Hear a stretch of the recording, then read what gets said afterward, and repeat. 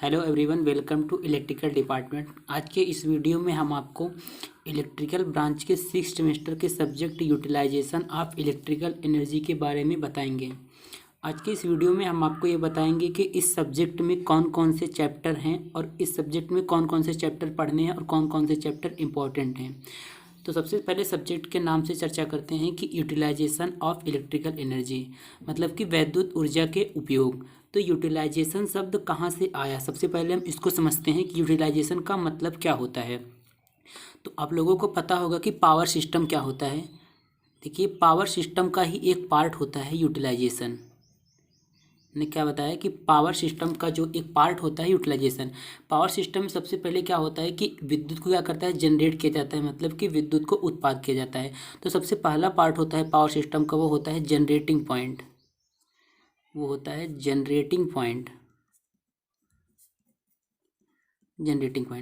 Generating point power system का एक ऐसा पॉइंट होता है या एक ऐसा स्थान होता है जहां पर इलेक्ट्रिक मतलब विद्युत को उत्पादित किया जाता है। अब जनरेटिंग पॉइंट के बाद दूसरा पार्ट इसका होता है, दूसरा स्टेप होता है ट्रांसमिशन। मतलब कि विद्युत को उत्पादित करने के बाद हम इसको क्या करते हैं, ट्रांसमिट करते हैं, ट्रांसमिशन। हम आपको बता रहे हैं कि यूटिलाइजेशन क्या होता है। यूटिलाइजेशन जो होता है पावर सिस्टम का एक पार्ट होता है। इसके मुख्यतः 5 पार्ट होते हैं। सबसे पहला पार्ट होता है जनरेटिंग पॉइंट, मतलब कि जहाँ पर विद्युत को उत्पादित किया जाता है उसे जनरेटिंग पॉइंट बोलते हैं। और ट्रांसमिशन, अब विद्युत को उत्पादित करने के बाद विद्युत को क्या करता है, ट्रांसमिट किया जाता है। उसके बाद ट्रांसमिशन के बाद थर्ड पार्ट आता है डिस्ट्रीब्यूशन। डिस्ट्रीब्यूशन उसको ट्रांसमिट करने के बाद डिस्ट्रीब्यूट किया जाता है। अब डिस्ट्रीब्यूट करने के बाद इलेक्ट्रिकल पावर का क्या होगा। अब हम जानते हैं कि डिस्ट्रीब्यूशन जो होता है घरों में, उद्योगों में, हर जगह डिस्ट्रीब्यूट किया जाता है पावर को। तो घरों में या इंडस्ट्री में, जो मान लीजिए ये डिस्ट्रीब्यूट कहाँ होता है, घरों में, और क्या होता है, उद्योगों में। अब यहाँ पे समझने की कोशिश करते हैं कि जो इलेक्ट्रिक जो आपका यहाँ से जनरेट हुआ उसका घरों में और उद्योगों में क्या किया जाएगा। जाहिर सी बात है कि घरों में उसका क्या किया जाएगा, जो घरों में उपकरण लगे होंगे जैसे लाइट हो गया, कूलर, टीवी, पंखा, उन सबको चलाने के लिए किया जाएगा। और उद्योगों में भी वही काम होगा कि उद्योग में जो जो सिस्टम लगे होंगे उनको चलाने के लिए हम इलेक्ट्रिक का यूज करेंगे। तो जाहिर सी बात है कि हम इलेक्ट्रिक का क्या कर रहे हैं, उपयोग कर रहे हैं। इसी को बोलते हैं यूटिलाइजेशन। तो घरों में जो है विद्युत का क्या होगा, खपत होगा। जब घरों में जो उपकरण लगा होगा उसको जब हम चलाएंगे तो क्या होगा, उसका पावर कंज्यूम होगा और यहाँ भी पावर कंज्यूम होगा, दोनों में पावर कंज्यूम होगा।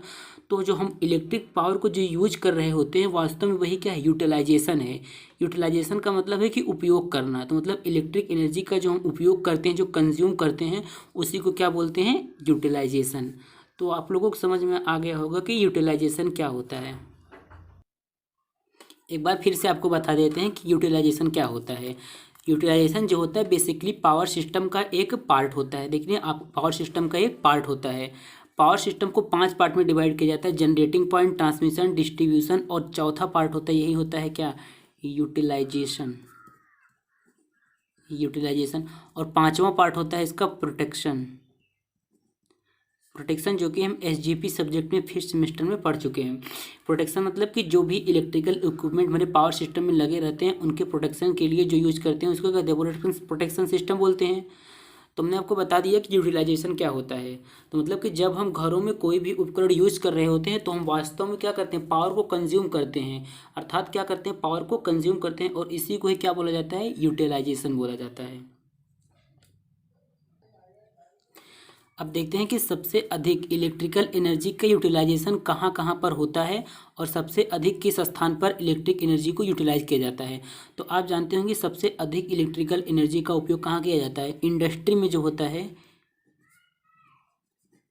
इंडस्ट्री में आप जानते हैं सबसे अधिक क्या होता है, सबसे अधिक यूटिलाइज किया जाता है। मतलब कि इलेक्ट्रिकल एनर्जी का सबसे अधिक प्रयोग कहाँ किया जाता है, इंडस्ट्री में किया जाता है। इंडस्ट्री में किया और इसके बाद इंडस्ट्री में किया जाता है। इंडस्ट्री इलेक्ट्रिक वेल्डिंग में भी किया जाता है। अब हम देखते हैं कि मतलब कि इलेक्ट्रिकल एनर्जी को किस किस जगह पर यूटिलाइज किया जाता है। इलेक्ट्रिकल वेल्डिंग में भी किया जाता है। और रेफ्रिजरेटर को भी चलाने के लिए क्या किया जाता है, रेफ्रिजरेटर चलाने के लिए इलेक्ट्रिकल एनर्जी का प्रयोग किया जाता है। और इलेक्ट्रिक टैक्सन में भी इलेक्ट्रिकल एनर्जी का प्रयोग होता है। ट्रैक्शन। एयर कंडीशनर में भी इलेक्ट्रिकल एनर्जी का प्रयोग होता है। एयर कंडीशनर,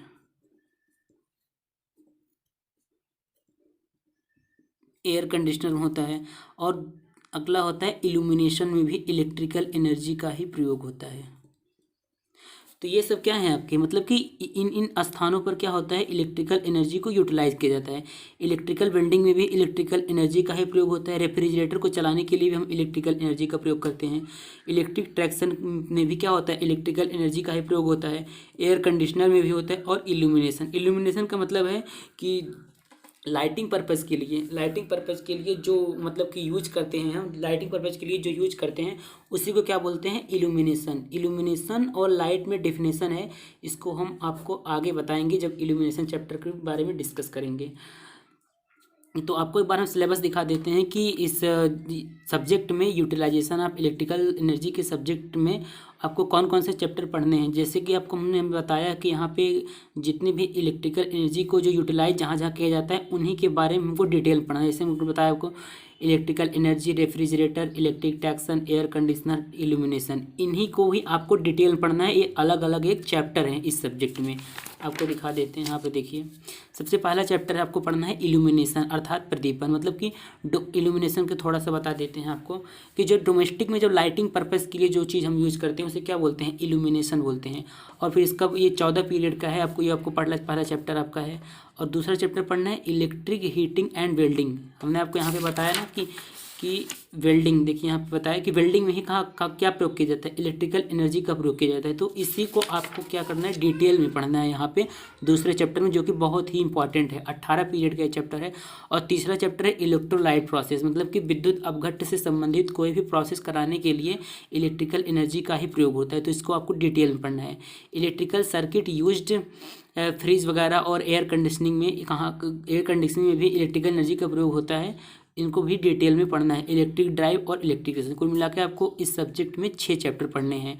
और 6 चैप्टर को पढ़ने हैं। और सबसे पहला चैप्टर है इल्यूमिनेशन। हम प्रत्येक चैप्टर को 5 वीडियो में समाप्त करेंगे और सभी चैप्टर के वीडियो जो है इसी चैनल पे आपको मिल जाएंगे।